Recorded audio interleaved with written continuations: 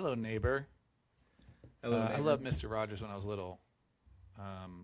But it's wild if you think about it. He didn't say hello, neighbors. It was singular. He said hello, neighbor. Like he was just talking to me. Just me, like sad little, please talk quietly to me because everyone else yells at me. Like that's the kid that loves Mr. Rogers. Did you watch any Mr. Rogers or are you too young? No, I watched it. I just don't really remember anything. The, Did the your puppets were kids watch pretty it? creepy and stuff like that. No, I think it was a little past the Your kids kids part. probably saw Daniel Tiger. He's like the one that went solo out of the show. I have no clue who Really? Like Danny you don't know Tiger is. about King Friday, Prince Tuesday, Lady Elaine, crazy Lady Elaine. She lived in like a discoteca.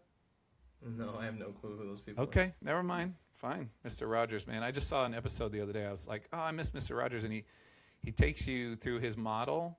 I kind of want a model for this podcast of Raleigh, and then it just like you take the camera through the model. But he took us to a restaurant, and then he talked like we're idiots to the waitress, like my friend here doesn't know what a fork is, and you're like, I know what a fork is, Fred. You're making me look dumb.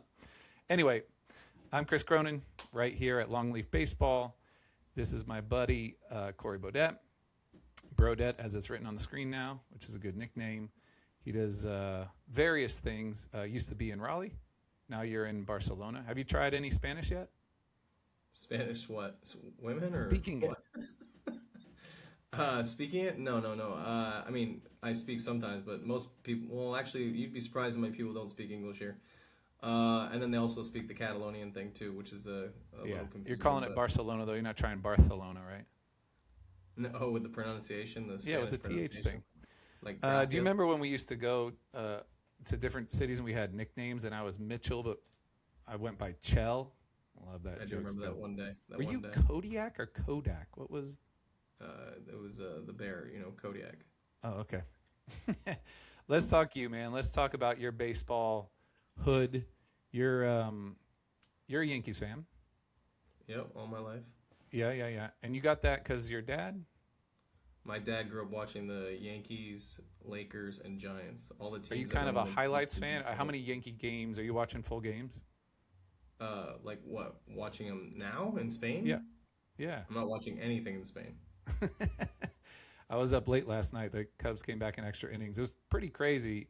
Pete Crow Armstrong had a home run on the first pitch of the game and the last pitch of the game to win it in extras. It was pretty wild. Um, Yeah, I go on ESPN Deportes like every day and check everything, but it's kind of I funny the forgot way you got Deportes. they call So things. It's the way they write everything is so weird. Like they don't know how to say Brewers, so they call it like I don't thousand. They call Brewers thousand. Everything's written weird. It's really weird. yeah, that's fun.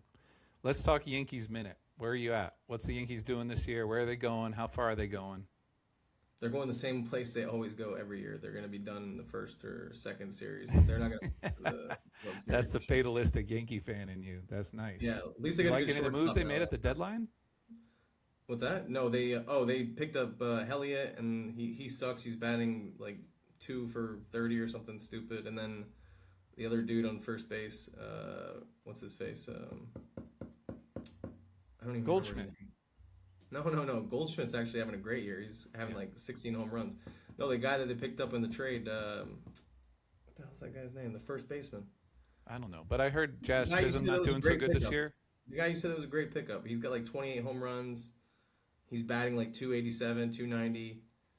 I think we But got him not from the since you got him. Cardinals or something. I don't know. He's good See, though, this I is guess. the thing about baseball. As much as I like to Ramirez. follow it in general, you just follow your own team. It's hard to remember what every other team did in terms of moves. At the The deadline, Yankees I didn't sign remember. enough people. I can tell you that. They should have signed a catcher. They should have signed the guy from the Rockies, Hunter, I think his name is. He's got like 32 home runs or something like that. Their catcher is horrible. Wells is batting like 170.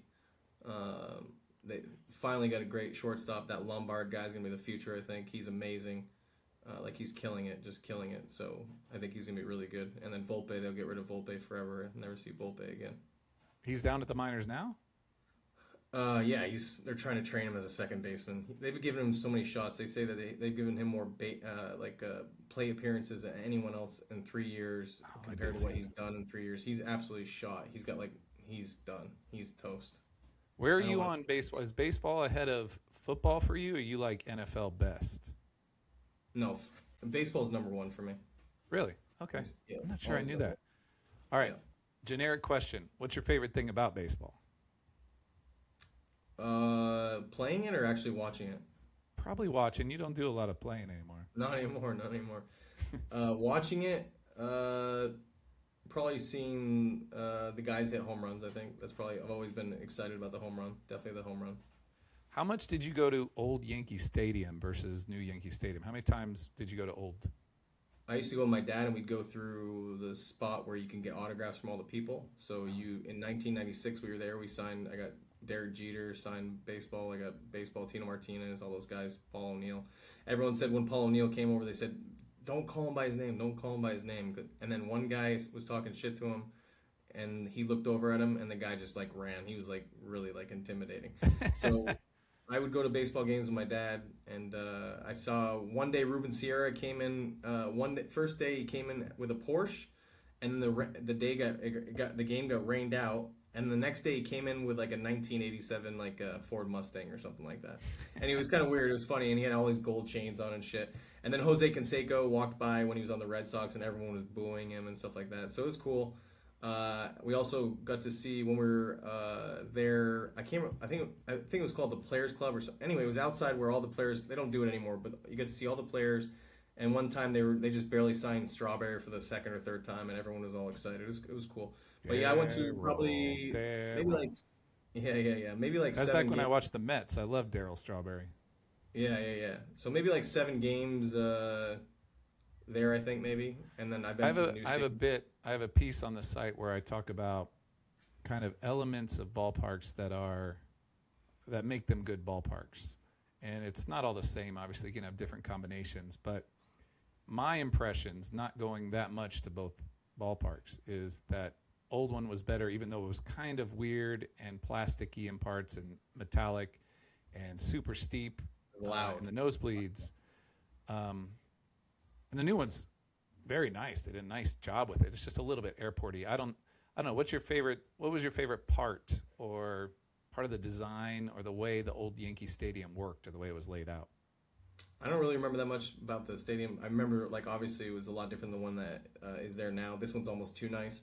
Also, the center field thing is really weird where you can't see both sides of the field. But it was just cool because it was just a really loud stadium, and it just feels like the fans were more into it than they are nowadays. In this stadium, this one's more posh, where it costs like $1,000 to get a seat in the back of the catchers. I don't know. It was just cool. We never really sat in like many amazing sections or anything like that, but it was just always cool just being at the stadium. I don't really. I mean, I Yeah. always like the back part that looked like the fence, the white part, or the white picket fence in the back. I always thought that was cool. Uh, We both have memories, I think mostly fond memories from the Montreal Expos. You oh grew yeah, up in sort of northern Vermont, and I went to college there. So I don't know, it might have been similar years, honestly, because of our slight age gap. But I'm on this site where people are chasing all 30 ballparks, and they post when they finally make it to all 30. And some of them have the Expos, and they always rate it like the worst ballpark, in all their visits. oh, That's that's like cool, man. 31 because it doesn't exist anymore. But man, I have so many fond memories from the Expos. You remember the Expos? I love that park. Of course, yeah. We used to go to the stadium, and then there'd be like 7,000 people in attendance, and you'd be able to holler across the stand, and you could literally hear yourself hollering at the players. Yeah, You you could know like my story. literally It so loud. echoed too because it's a dome. So I remember we saw the Mets play, and it was right at the end of Ricky Henderson's career. And I yelled down when he was in the batter's box. I said, "Ricky!" And he turned around with the bat in his hand. And he goes, "What?" He was such a Yeah, mean. He's a mean dude, man. yeah. Expo Stadium was definitely you could hear everything. There was never any fans there. The best part of the going to the Expos was the big hot dogs. They were like this long, and they had like instead of sauerkraut, it was like coleslaw. That was the first time I think I had coleslaw on a hot dog, and it was pretty amazing. And they were probably like maybe $1.50 or $2, and everything was so cheap. Tickets were like $6 to get in or something like that. So Yeah, and definitely had if some you good went to times. like general ticketing, it was just a madhouse because they have enough Quebecois kind of French culture that no one stands in a line. So it's everybody just punching each other in kidneys, like forcing their way to the windows. All Yeah. part of the experience, man. Guerrero was amazing. We used to talk about him before he even came up. I was big into baseball cards and everything like that. And then the baseball card guy came to our attention. He said, "Oh, you got to check out this Guerrero guy. He's gonna be here soon. He's gonna be signing autographs and stuff like that." So Guerrero coming up, he was amazing. He was amazing outfielder. His arm was insane before he became a DH. His arm was elite. It's But that weird guy's a watching machine. our generation players like Guerrero, all their kids be major leaguers, right? It's kind of, that's how you know Yeah. you're old when your favorite players' kids are all major leaguers signing their second contracts, you know? Well, we'll know when we're really old when we see the next one when Yeah, their Vlad grandkids come. Guerrero the third. Seriously. What's your favorite? All right, so we lost the Expos to get the Nationals. I've enjoyed that franchise. That worked out fine for me. But what's your favorite of the four recent expansions? You got the Nationals, you got the Diamondbacks, you got the Marlins, and who am I blanking on? Rockies. What? Oh, Rockies. the Rays. Yeah, both Florida What? teams. Who do you? The Rays, the Rockies. No, the Rockies were like '97, so that's yeah. The I guess Marlins. Rockies. I thought the Marlins were the Rockies. Were the Marlins were with the Rockies? And then the Diamondbacks. On camera, I'm not going to get this right. Who's your favorite out of those five we just named? Not the Rockies, because the Rockies is my favorite. Really? Yeah. I mean, I like the Rockies, but they're so sad. No, I want to know out of the four. I want to know out of two The Florida teams. Diamondbacks. Diamondbacks. Who and who? It's Diamondbacks, Nats, Marlins, Rays. You got to hate the Rays because they're Probably always the Nats, pesky. because the Nats won a championship. That was cool. I mean, that Yeah, was that really was pretty fun. surprising. That was very Strasburg and all those guys. The Uh, Diamondbacks have a great logo. The Nationals, I saw somebody today call them the Walgreens. I thought that was pretty funny because of their W. It's not the yeah. best. I mean, the Rays are amazing for the payroll and what they do. Every year they're consistent. I couldn't name. I could probably name like. Actually, shit. I don't even know if I can name one player right now. But the Rays, what the Yeah, Rays do every. Oh, Kevin Cash. I can name Kevin Cash because he used to the play for the Yankees. manager. Yeah, Yeah. that's the only one I can name on the team. Dude, that Uh, organization, they don't only churn out good players randomly, they churn out managers. Because before Cash was Montero, he went on to the Blue Jays for a while, and now the guy after Cash is good too. Let's talk. Let's say we get two more teams. Hopefully, I remember who they are in 10 years. Apparently, I can't keep them straight. But let's say we get Raleigh and Salt Lake. That's just my assumption. Now we've so got 32. So you're going to end up realigning. You're going to end up going from 3-5 groupings to mhm. 4-4 groupings, a lot like the NFL. And so you're going to get realignment. That's what I'm working on now, a little piece. I'm cutting out a big map of America to sort of do some arranging, make some pictures for the Instagram. What should the thinking be about? Let me give you my take on it a little bit, and then you give me your reaction. So back in the day, geography used to matter because you played in your division. Like the division was made because of geography, because you're going to go play. You have to bus or fly around those 4 or 5 cities a bunch. But now with so much interleague, I mean the Cubs just were terrible against the Cardinals recently, but I don't even know the Cardinals team because we don't play them as much. We used to play them all the time, and we just don't play them as much. So I know that I feel dude that like just hit 3 home geography and runs. region doesn't matter as much anymore. Anyway, that's an ingredient to keep in mind when I ask you, let's take the division you care about, which is the AL East. You've got Blue Jays, you've got Yankees, you have Red Sox, you have Orioles, you have Rays. And so when you go down to 4, one of those has to go. I guess it has to be the Rays, right? I mean, that'd be nice to get rid of the Rays, but yeah. Yeah, you would love to get rid of the Rays. They're the Brewers for your division. They're so pesky. They're on top for no reason all the time. Well, many reasons, but it just doesn't seem right because they don't spend enough. But I guess the criteria there should be I have one mindset that is save the regional. So it's easy to kick out the Rays, Hmm. Florida. The other mindset would be no, preserve rivalries should be the most important factor. I don't know. Your division's a little easier because you kick out the most recent. It's the Rays. It kind of satisfies all my criteria, right? The Rays are still weird in that division. Just they don't really fit. They just don't fit because of the history that we have with the other teams. The Blue Jays have won a couple World Series. Orioles have been decent in the '90s. I mean, they had championships before then, and then Boston. Obviously, Boston and New York will never separate. Obviously, but the Rays, if somebody had to go, the Rays would definitely have to be go. Not just because they're really good. I don't know. The Rays are fool's gold to me. They're never going to win a championship. Not with that payroll. I mean, they'll always do well, but I don't see them being like the Royals or winning a championship or anything like that. It would have to be kind of like the Royals. Yeah. I think it's hard to think about who Raleigh as a team ends up with, because the same thing goes with the NL East. They would probably kick out the Marlins in the same way that you would kick out. But for Raleigh's right next to Atlanta as well. So you can't kick Atlanta out of Mets, Phillies. That trio seem like natural rivals. Put all the Florida teams in one division. Yeah, well, there's two.